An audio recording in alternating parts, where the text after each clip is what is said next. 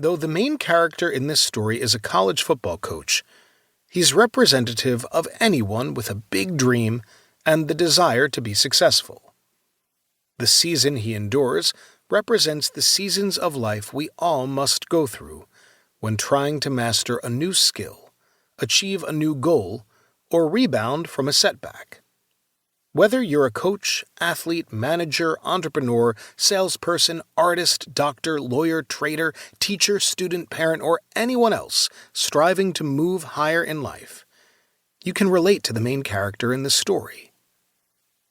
Regardless of the career path each of us may be on, we all experience plenty of unforeseen obstacles as we follow our dreams.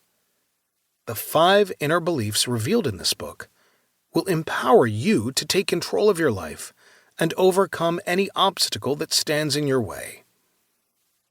I hope you'll enjoy the journey as you develop your own warrior mindset. Darrin Donnelly, sportsforthesoul.com. I often refer to our players as elite warriors, not because they are going to war, and certainly not because what we are doing is anything remotely as serious as war, but because they are trained in an incredibly rigorous way and are constantly engaged in physical, mental, and spiritual combat. Urban Meyer. Chapter 1. How did everything that was so good get so bad? Hadn't I already been humbled? Hadn't I already paid for my mistakes? Why were things only getting worse? Were my best days forever behind me? What had I done to deserve this? Why was the world kicking me in the gut when I was already so far down? Those were the questions running through my mind as I walked up the staircase at 2 a.m. to share more bad news with Cindy. I knew I couldn't wait until morning. I had to tell her tonight, in case the media already had the story. I was about to tell my wife that not only was I failing in my career, but now I was also failing in my finances. I had to tell my wife that I couldn't provide for her and our 3-year-old daughter. Cindy usually didn't wake up when I opened our bedroom door this late at night, but she sat up as soon as I walked in.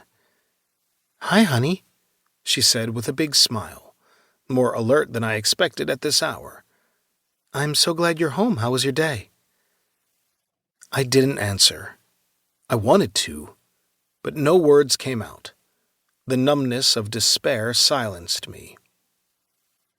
She turned on the bedside lamp. "What is it?" she asked. I sat down next to her, rubbed my eyes, and shook my head. "You're scaring me." She rubbed my back nervously. "What is it?" "We're in trouble," I finally forced out. "We're in big trouble."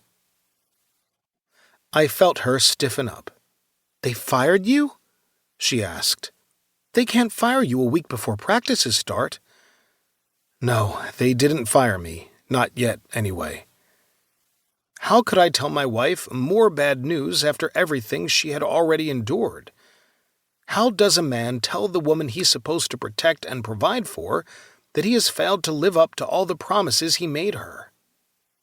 I had moved Cindy away from her home state of Oklahoma 2 years ago to give my dream of being a head football coach one more shot. Being a coach's wife isn't easy, but I assume it's much easier if that coach is a winner. Since taking the job at Wisconsin State, I'd done nothing but lose. No matter how many games I lost or how upset I was after a game, Cindy had been my constant cheerleader. She kept encouraging me, telling me things would turn around, telling me to be patient, telling me to stick with my vision, telling me to stay positive. Even through the 5-game losing streak we'd endured last fall to finish my second year here, with an abysmal 3-9 record, she believed in me. The biggest football fan I knew, Cindy said she just knew this team was on the verge of something big. I wished I'd felt the same. She shrugged off all the newspaper